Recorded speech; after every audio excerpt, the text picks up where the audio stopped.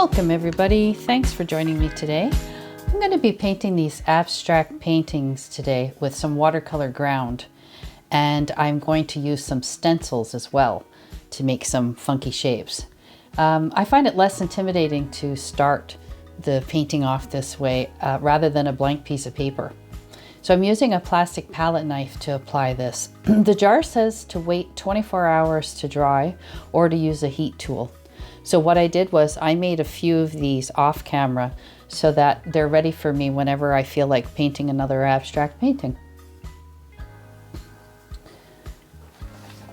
The watercolor ground is supposed to be absorbent, so I've never used it in this capacity before, so I'm going to see how it works. And I'm just finding some shapes that I find interesting, and I like I said, I have no plan whatsoever. I'm just throwing this on the paper and we'll see where it takes me. So you're going to find out at the same time I do. And it rubs off your paper quite easily just with your finger or a towel if you make a mistake, and you can apply it freehand just like this. It's kind of like a plaster actually. If you're filling a hole in your wall, it's the same consistency really. And then you just wait for it to dry. I was busy for a couple of hours, so I just waited a couple of hours, but it says to dry for 24 to 48 hours or use a heat tool. So these are the colors. I used a limited palette to make this because again, it's less intimidating, it's less overwhelming if you limit your palette. So I used these two reds just as a complementary because I'm using blues and greens, and I have that neutrally kind of color down there. This is a silver black velvet, a 10. It comes to a nice point. And these two are medium size brushes that are soft. That's all I wanted to show you here, was that they're soft. It doesn't matter what name they are, what brand they are. You may notice this is a different painting. I painted the whole first step and I forgot to film it, so I'm doing a second one for you to see. As I said, I prepared a few at the same time, so I'm going to use the same color palette. And I have no plan. I just know that I want to see these colors together, and I'm just allowing myself to totally relax, to breathe, and just put the paint where I think it wants to go. That's all there is to it. And of course, using the three colors that you see here, and I mix a bit of extra brown into this green later because I find it a little bit strong, but I end up liking this painting quite a bit more than I thought I would. Don't be afraid of white space. I wanted to see this color in there more than I saw the white. So, but choose colors you want to look at. Choose colors that make you feel relaxed. No pressure. There's a little brown I'm going to add into that green, like I was saying, just to neutralize it a little bit.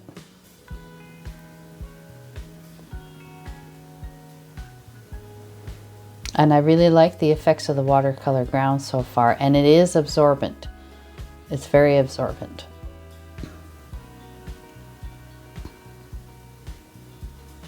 So I'm playing with the different shade of green.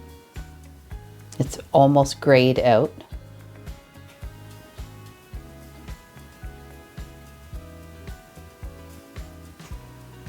Working with a limited palette is nice. It relieves a lot of the indecisiveness you can feel when you have an entire palette of colors at your disposal. You know, you ask yourself, what color would go? What should I do?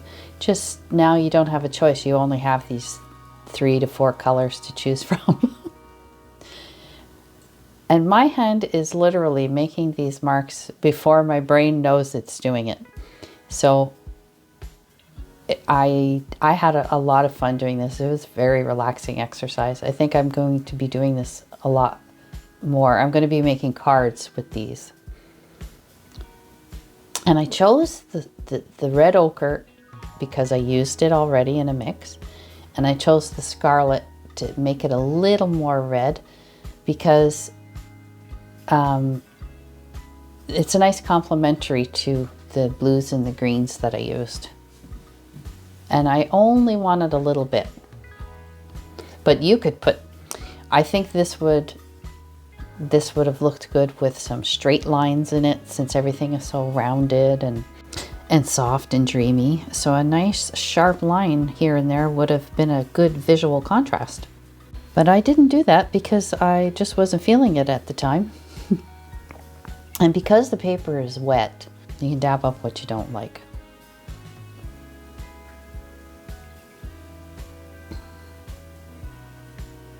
Okay, I'm going to say something here that I hope you don't think I'm entirely crazy, but sometimes when I'm painting, rather than being concerned with the actual painting, I love the act of painting. So for example, like when I'm eating peanuts, I like the way I eat the peanut rather than the actual peanut, how the peanut tastes.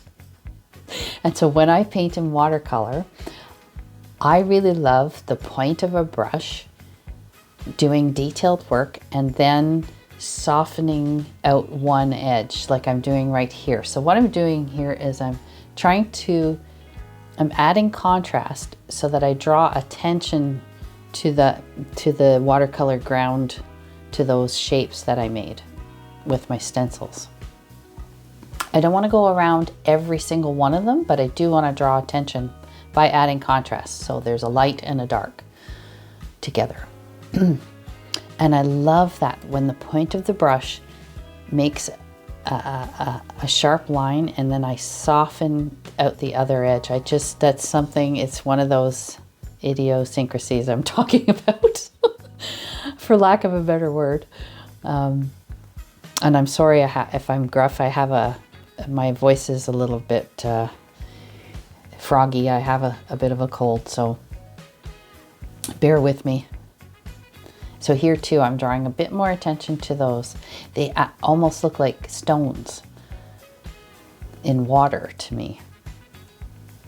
And I don't want it to necessarily be interpreted as anything, but that's what it's starting to look like to me. And this is the red ochre and the scarlet. And I'm just dropping it in to fill in a few of the white spaces, not all of them. I don't mind some of the white, and some of it I wanted to fill in. As I said, there wasn't a lot of thought going into this. It was like my hand was just doing it on its own.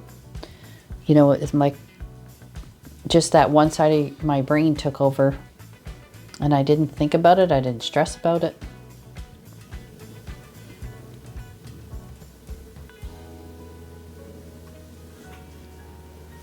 It's interesting too to make these mixes. I mixed these beforehand. I made a little chart just to see how they would look together. And I really like the Van Dyke Brown mixed with I used the marine blue and I used the phthalo blue.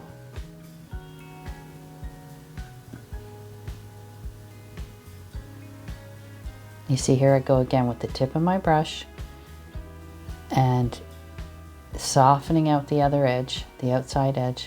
And it draws attention to that shape by adding the contrast.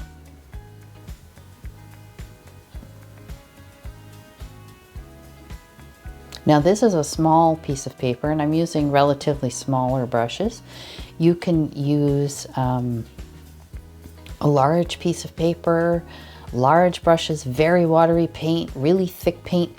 Just try not to think too much about it. Try to paint from somewhere within, like let your hand take over rather than your brain.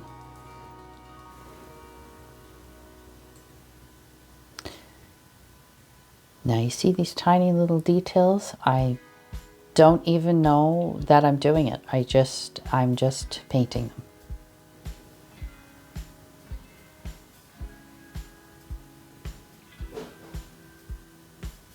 And I'd love to see, if you do try this, I'd really love for you to join our Facebook group. I'll leave the link in the description. And you can share your work, because I would love to see what you come up with. I really love to see other people's work, because I think we all have a little artist in us, don't we?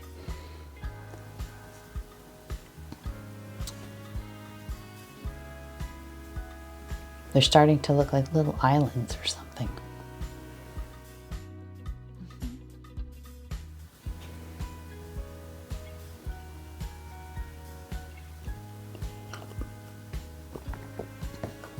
Now very soon, and I knew beforehand that I wanted to use gold. So this is the Schmincke Aqua Bronze, and it's in a powder form, and you mix water.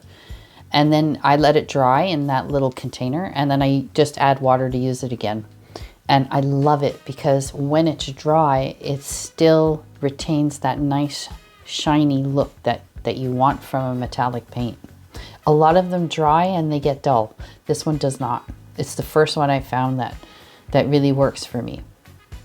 Apparently Kramer gold is beautiful, but I can't find it. I can't get it delivered here. They're always out of stock when I find it. So this was at Desert in Canada, desert.ca.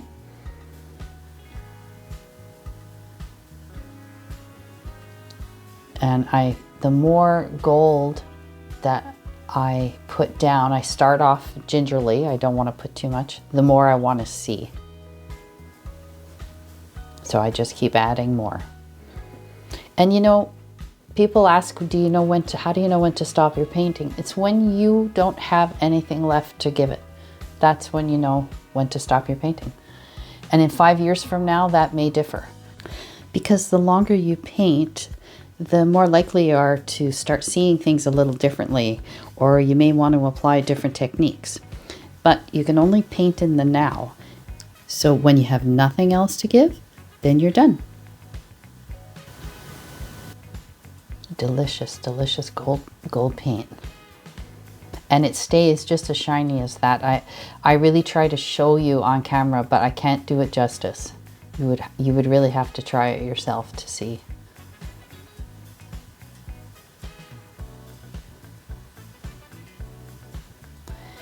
And then what I end up doing is, after it's completely dry and I remove all the tape,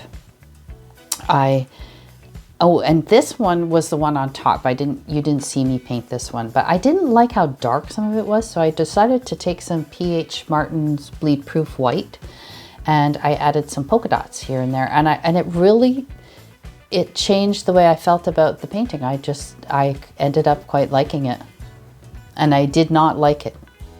So here I'm taking off the paint, and I'm going to cut them in half because I want to apply them to cardstock.